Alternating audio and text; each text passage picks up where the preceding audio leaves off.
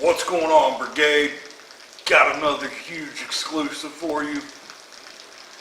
Got the man here, the anti-hero, Amos.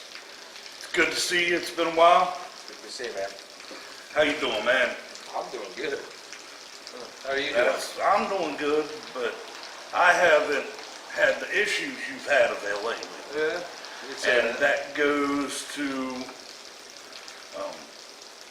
your opponent, June 16th, at Battle on the Border 7. Now I noticed. Harrison VFW. I noticed you said opponent. Pick that out of there. Marquise player representative, the quintessential male, Jake Shepard. Yeah, that's if he makes it there. I'm sure by now everyone's familiar with the video, the cowardly 3-on-1 attack. But recently, another video emerged. Which one's that? I'm keeping up with social media lately. Another video emerged that Mr. Shepard's appointed bodyguard, Mr. Slade, the muscle of the quintessential male, behind the quintessential male, and one of the men that attacked you, seems to have had a little running in the woods. Oh, did he? How'd that go for him? Well, apparently no one's seen Mr. Slade, which It's unfortunate. has Jake and his manager, Russell Bland, seemingly a little nervous. Should they be nervous? That's a damn shame. I hate to be going around looking around my back. Paranoia. It sucks. But we haven't heard from Slade? Apparently not. Do you know anything about... I couldn't tell you. The last time I seen him, that's the one you're talking about. And That's that? That's the one? oh, okay. That's what I was going to approach that tape, but I didn't know quite how. But regardless, we all know that Jake, his bodyguard, Mr. Slade, and Russell attacked you Yeah. while you were out enjoying nature in the woods, camping. They were actually, we were walking to go to training. Oh, okay. Training session. And I had a sidekick with me that I trained with. Bobby, he's the one that pointed it out. He's on the whole back there, man. I was going to finish it right then and there. He put his hands on me and pushed me back. Gave him a second or two to think about what he did. And then it pretty much had in my mind I was just going to knock his teeth out right there. And yeah, Russell came around and hit me from behind. The thing is, I would have left it as is. I would have taken my ass beating right then and there if it wasn't for the fact that they went after Bobby. They tied him to a tree. But he has nothing to do And with this. he's not a wrestler. He's beginning to train with us. But But he's not under contract. He is not a a trained licensed professional. professional. That's correct. That's cool. Leave it between, the marquee players and myself. It would have been cool. Bobby, yeah, I got real pissed off. But Bobby can hold his own to a, couldn't hold 2-on-1, but then the following days proceeded. If it wasn't enough to come at me, they went after Doug. And that's what really pissed me off. That's Member of the board. You deal with me, that's fine. You put your hands on somebody that cannot defend themselves. It's nothing taken away from Doug. He's not a trained professional. They put his hands on him, that's where I draw the line. That pissed me off. That pisses me off worse than anything in this world. If you got beef with me, take it up with me. Don't leave everybody out of it. They can run their mouth. That's where I draw the line. And That's why Slade got let's dealt go with. back in time for a minute. Because with Jake, it's an established pattern with what occurred last year with Battle on the Border CEO Denham Blevins. Well, see, that's prior to me. I mean, I can give Yeah. two craps less of what happened, and now that we're going up, yeah, I was having fun with them. Well, that's the thing. There was no prior incidents between you and Jake. A few things on social media. Jake made a few comments. You replied in jest. Jake seemingly got offended and began to throw out a few veiled threats, and one thing led to another. Well, let's take a step back. Actually, we did a benefit show in my hometown of Norwood. All right, I grew up in Norwood. Did a benefit show. Well, we've seen the video. There's pictures. We've seen the pictures of something that Jake still denies. He denies it. Whatever. He lives in his own little world, being the God's gift to women. I mean, if anything, he's probably the founder of lesbianism. But he lives in his own world. I think he's more, I'd say, pissed off at the fact that he drew me again. So let's put it out there.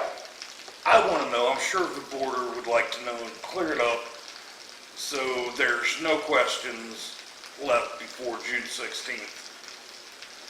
You, Scotty Amos, a light heavyweight,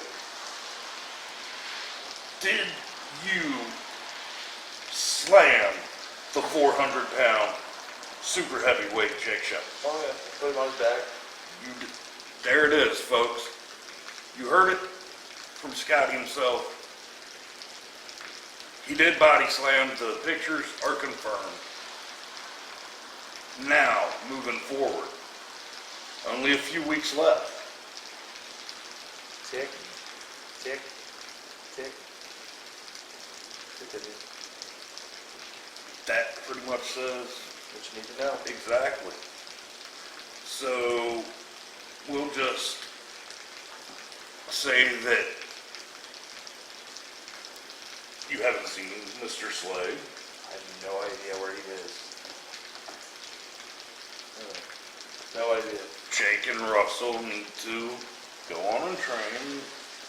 You're busy training. I'm going to throw this out there. I was the one that had to go and make the poster, the missing poster for him. I don't know if you guys caught that on the brigade.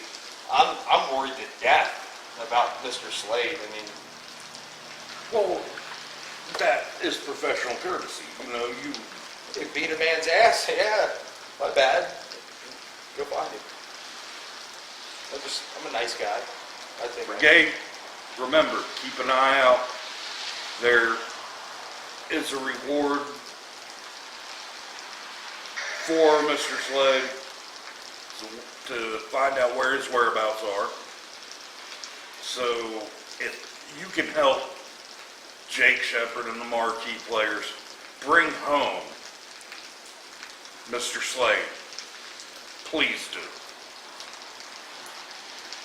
Now let's move on.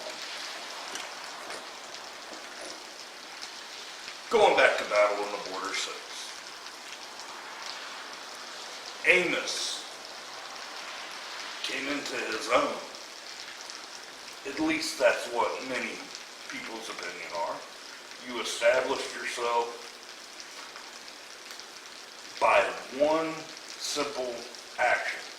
And it's called, as I've heard it be told, the slap heard around the Indies. Oh yeah. Let's discuss who your opponent was at Battle on the Border 6. Suplex, Shogun, Jackson's. Yeah. One of the most dangerous men. I'll never in forget wrestling. that name. Huh?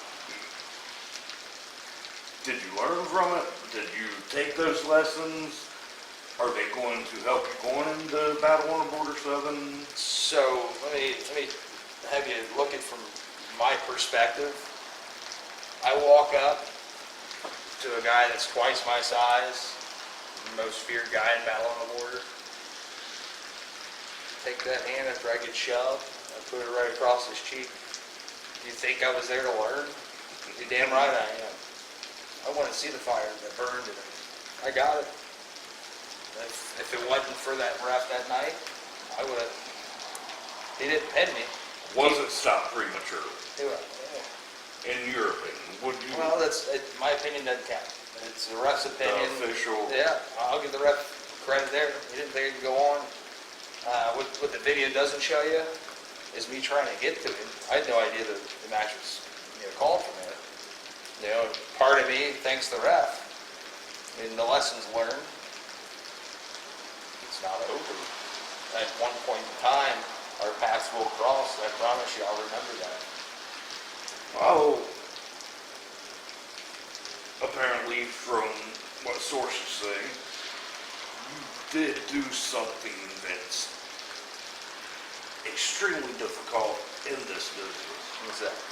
You earned the respect of the Suplex Shogun, and not many men can say they've done that. If you go back and look at the things, I may not walk out with my hand raised, but I promise you, you will respect me at the end of that match. I mean, I'm not going to blow smoke up, but I don't fibble on it. If I tell you I'm going to go do something, I'm starting a little path that you guys can trail. The breadcrumbs are right behind me. That pretty much says everything right there. I am worried sick about that Slade guy, though. It's Where do you think he a is? disconcerting. As a journalist, I have certain sources, and in my past, doing some investigative reporting, there was a cryptic message received in my offices. And I've looked into it, something about the area beyond the suspension bridge, the construction site. I still haven't been able to make much sense out of it. I'm trying to put those pieces together. I hope he's not in the river. You think he knows how to swim? Well, It'd be kind of hard to swim with the bird legs. See what I did there?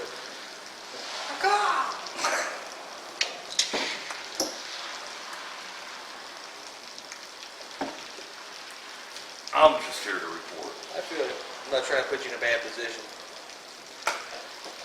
And speaking of that, in the journalistic capacity, I have reached out to Jake also, and on more than one occasion afforded him the opportunity to come on the show.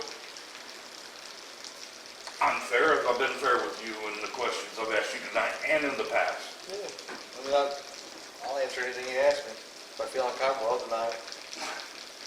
Had in my past with the interview with Battle on the Border champion Johnny Knockout, and then recently with the CEO Denham Blevins, and this is actually our second sit down. Off the record. Off the record. Funny how things went around to reestablish yourselves, how you had envisioned back then to come to fruition now. It's an interesting thing, but Jake, when I asked him the last time to come on, Russell sent me a prepared list of approved questions that if I varied outside the scope of said approved questions, the interview would be immediately terminated. I explained to Russell that that's not how I operate. I'm going to ask you flat out. Might be something you're happy to talk about, might be a sore spot. The issue with Battle on the Border 6, Jackson Stone, might not be your greatest memory, but Trust me. It's a learning curve. so I want to still extend that invitation to Jake. Sit down, do the damn interview. You know what it would have been nice if he was on the other side of you. You got a wide lens on that thing? I can accommodate. It'd be a stretch, but I think I can accommodate. Actually, that would be a great thing if we could get it done before, where we could do a sit down. And Do you think those guys are stupid enough to be in the same room with me before Game 16? I will not. We just did Matt Cooper's podcast, and they put the wingman all the way across the room with 3 people in front of us. I just sat there and stared at him. Right? Paranoia. Very When paranoid. it comes knocking. Yeah. Okay, I mean, let's get back on topic. It's just the imagery I'm thinking, and sincerely concerned, like you said, about Mr. Slade's well-being. Yeah. But we still have to touch on some other things. Sure. Here we are, the warehouse, the infamous warehouse, the Hawk's Nest. Hawk's Nest. And I wanted to touch on that because you are trained under a man who's rightfully earned the name Icon. Absolutely. And I've been fortunate enough to see behind the scenes in the training, and it's intimidating even for me just to watch. So let's discuss. I mean, how did you get here? This isn't a place anyone can find, first of all. You can't just walk in off the street. And this is Cody Hawk. We're talking the man that's trained everyone from Eli Drake, the notorious Sam Callahan, former WWE champion Dean Ambrose. If you want to learn the craft and you want to be the best you can be, you come to the Hawk's Nest. So tell me about your time here. It's second to none, man. I'm fortunate just to be to share, to be in the same building with a guy, let alone being trained underneath of him, let alone earning the respect of him, giving the thumbs up that I was ready to perform. Even RJ, man, I gotta give them kudos for all the cool things that he does, for charities and allowing us to be in here. Forever grateful. Definitely. I'm ready to kind of take it up a notch and kind of get the old go get him scout, with Cody, and I want to earn his respect. I want to go from here. I want to go up to here. And Darren, with Cody, I've noticed respect is earned. Absolutely. Cody does not give respect. Absolutely. It's And earned. Cody's work ethic is second to none. Mm-hmm. So, and I think the brigade needs to understand the psychology of Amos as a wrestler, as someone who decided to start training. You didn't come into this sport, into this business, straight out of high school or college. You are a blue-collar guy with a passion for wrestling. And one day said, hey, I want to do that. And you haven't looked back. And you've established yourself as one of the individuals on the fast track to main event shows. You become a fan favorite in a short time. So let's play a little compare and contrast. The biggest switch, say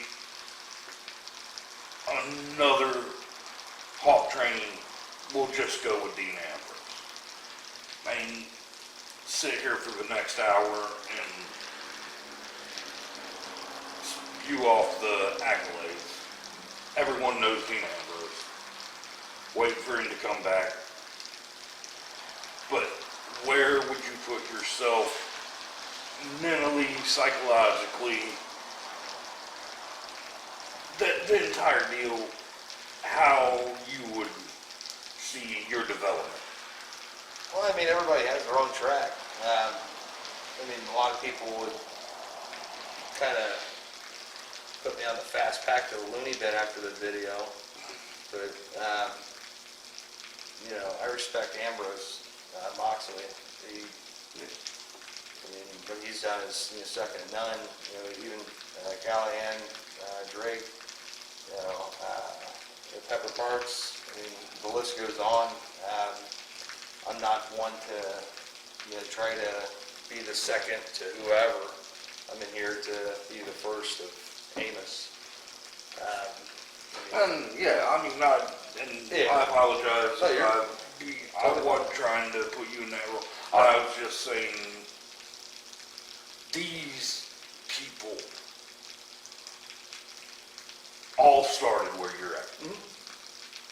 I mean, they're all different. I mean, it's a new age, man. I mean, wrestling, the game has changed. You know, since, you know, those guys that came out, I mean, how you had HWA, you know, they ran and ran with it. What we got here is, I mean, we're still making a name for ourselves at CWAI and the Warehouse Wars. It's taking that step. I mean, you got other promotions around here that's, you know, being a pain in the butt, getting the thing, some intimidation, but that's only doing nothing but thriving us. I say that as a whole group, and it's not to be individualized, because that's what it is. I mean, I'm not here just to build myself, even though that's the idea, but It's a family. absolutely. And I was, again, fortunate enough on a couple occasions to see the behind the scenes and the dynamic, the feeling in here when you walk in the door It's hot as hell. is, but it's electric. Mm-hmm. You know I would compare it to the likes of a young kid getting off the bus at Paris Island. Okay. At Marine Corps introduction. You walk in here, You know where you're at? there's no smiling, pats on the back. No one's going to coddle you. No, they're not going to call You're you. going to earn your spot. Well, you're going to see me smiling every time I get in there. And you have to have fun with it. I mean, if you take anything that I say seriously, we're not going to get along in the first place. I mean, that's the nature of me. I mean, it took me a while to kind of break out of the shell, especially having Cody instructing us. But little by little, I kind of, you know, came out of that shell a little bit. That's kind of, with me, it's a little bit loose. I guess Cody knows who I am and kind of lets it slide, even though he probably want to twist me up if he could, or if he wanted to, I should say. But it's a serious environment. Oh, most definitely. We all got that end goal in mind. Me personally, seen from when we first met, in short, where you have already gone. And that brings us to Battle on the Border 7, just a little over 3 weeks away now.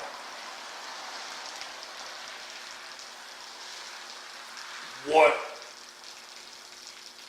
is the future for Amos. I mean, there is, and I'm not saying because it would be very dangerous to overlook someone like Jake Shepard. So I know you're focused on Hard that. to. I know you're focused on that. But in this business, to establish yourself as an athlete of higher, recognition, it boils down to a strap. Piece of gold around your waist. Have you started thinking about that? And have you started looking around? Is there anything that, as 2018 progresses, Amos sees himself going in that direction? Well, eventually, I'm going to be forced to go in that direction. But, I'd like to say that my work ethic is second to none. I know we've discussed title. First of all, understand, and he was completely sincere about it, and surprising me how honest. You really don't care about accolades and championships and titles. That's just a boost in ego, buddy. But it brings a lot with it. Absolutely. So, Battle on the Border 7 and beyond. Future of Amos. Well, let's see where it takes him. I know my focus right now is June 16th in the Goons, the Marquee Stooges. So, I got my blinders on. There's a lot of business that has to be dealt with from now until June 16th. So, Most definitely. June 16th, Battle on the Border 7, Harrison VFW. First outdoor event for Battle on the Border. that I'm excited for. I hope that You versus Jake Shepard. I hope man. that mat is so hot, and I'm gonna cook him like a roast. And on the banks of the beautiful Whitewater River. Yeah. A lot of things can happen that day. Oh, a 17-acre beer garden. There you go. If you drink beer, Family friendly, but still can have a cold beer on a hot day. Uh-oh. See the wheels turning. how far is Suspension Bridge from the VFW? As a matter of fact, that's on Lawrenceburg Road too. I just got goosebumps. As you were. I think I'm going to have to look back into that message I received. Who was it from? I don't know. Cryptic. It was at that. Battle on the Border 7. Where it's at? Yeah. That's VFW right there? That's the VFW. And let's see, So Miami Town is right there's there. the river. Yeah, So, Suspension Bridge is right there. Right there. Oh, I'll drove. Wow. That's maybe a half-hour walk. Oh. Interesting development, folks. Again, Battle on the Border 7, June 16th. It's going to be an off-the-charts event. Can't even begin to tell you how excited I am and the other people I've talked to. You heard from Denham. We know people from all over are already coming. Johnny Knockout, the champ, defending against the Iron Man Rob Conway. Oh, that's going to be a good one. Bullet Club member Chase Owens Yeah. coming back to America from Japan against 2017 WWE Hall of Famer and tag team specialist Ricky Morton That's gonna be in a teacher versus student match. Ooh.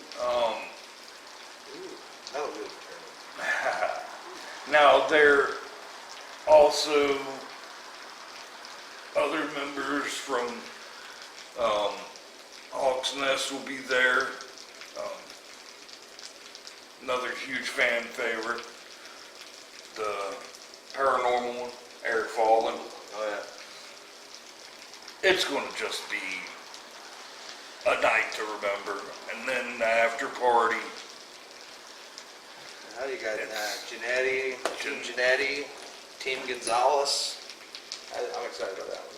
That's going to be. It's going to be phenomenal. But what's really coming down to one of the most anticipated matches, Amos, Jake Shogun.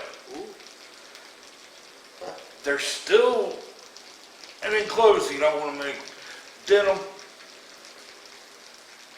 buddy, time to get with the board, because I do know there's still no stipulations written.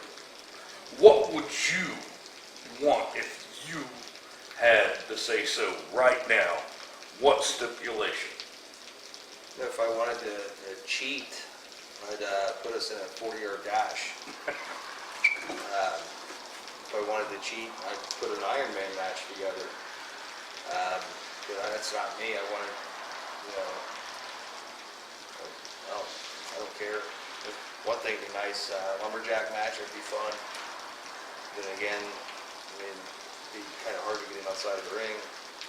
And who's going to actually,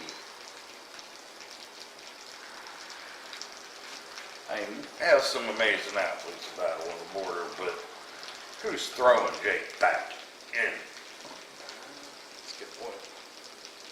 They just kick him while he's down, man. They got their little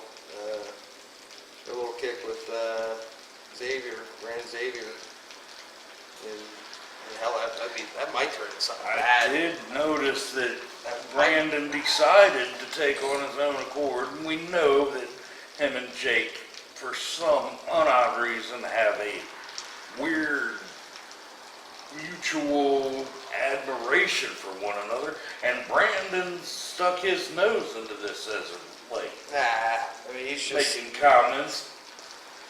Yeah, that's Brandon, man. I mean, I don't see anything. I don't look past the surface on that. Call me naive, but I mean. Well, Brandon has his hands full Ledbetter with Sergeant Ledbetter. Oh, that's another good one.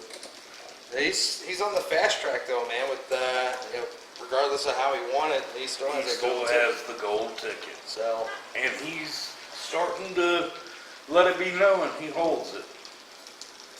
I don't blame him. But then again, like I said, with come accolades comes an ego, and kind of let your guard down a little bit. Don't get me wrong. Like I said, when it comes down to it, in the ring, what disappoints me and a lot of people is Jake can get it done on his own accord. Mm-hmm. I mean, that is a true heavyweight that can put in work. Yep. Brandon Xavier's another one. Mm-hmm. Extremely talented. One of the just, when you get down to it, toughest men at Battle on the Border. But neither one of them have a work ethic. They always seem to want to find some easy way to get to the pay window. Well, see, I grew up in a racing family. And the old saying back in the dirt track or on the pavement is, if you're not cheating, you're not trying. So, I mean, I can't Follow them. yeah, I mean, if that's how they want to get there, I mean, they have a conscience. I mean, if they want to gloat about it. I'm also a huge believer in the spirit of karma, man. I keep on that straight and narrow path. I know what I'm doing. I got morals. I mean, I can sleep at night. And there may come a time that when it comes back, bite him in the butt. It has before with Brandon, but for everything stacked up against him, like you said, he's the man that still holds a gold ticket. So, what is the takeaway with that? I don't want to speculate. I know where I stand. I know the lessons that I would want to teach my kid. And that's not it. The easy way isn't all necessarily the best way. But it's still kind of hard to look at a kid and say, hey, don't cheat. Or you could be next in line for a title shot. Well, I mean, it's all about the upbringing. I mean, I'll straight up tell a kid not to cheat. I mean, but there's going to come a point in time to where they're going to have to learn, you know, the reaction. You know, for every action, there's an equal and opposite reaction. I mean, it's basic science. It's, you know, they're cheating, but you learn from your lesson. Well, Brandon, for example, has put himself in a little bit of a corner with the Battle on the Border board. You know, all I have to say, I mean, he's put himself in a corner, but at the end of the day, and I hate giving him props or anything, he still holds a golden ticket. That's it. You can't fault the guy. I mean, if that's where he's wanting to get, you know, to do that to the board, I mean, that's his little game. I mean, that's the board of directors. They have to deal with it. Brandon's a thinking man. I will give him that. Brandon's one of the smartest men in the business. And therein lies a big difference between him and Jake. Brandon hasn't crossed that line. Brandon hasn't put his hands on. He also has a lot of people that he knows as well. So, I mean, he leave the dirty work up to others, but that's neither here or there. It's a whole different conversation. Once again, has nothing to do with me right now. Has not yet. So, I mean, we can compare apples and oranges all night. Well, thing was in mentioning that I know you're a man that views justice as and views karma in its place, and that you believe in righting wrongs to an extent. And when it affects me personally, yeah. There's earned the moniker anti-hero. I'm kind of wired different, man. I mean, you know, sitting here talking, yeah, you're getting a piece, you know, looking on the inside of who I really am. But I mean, you could fill, you know, thousands of these warehouses of what goes through my head. I mean, we'll say it's a lot of it's kept on the inside. So. I'm not surprised, folks. Interview kind of went off the rails. That's just talking to Amos. It's his fault. That's not pointing fingers. Again, Brigade, tell all your friends, your family, spread the word. Slade's June 16th. June 16th. Battle on the Border 7. Harrison VFW. Be there. One by one, they all shuffle. Good guy.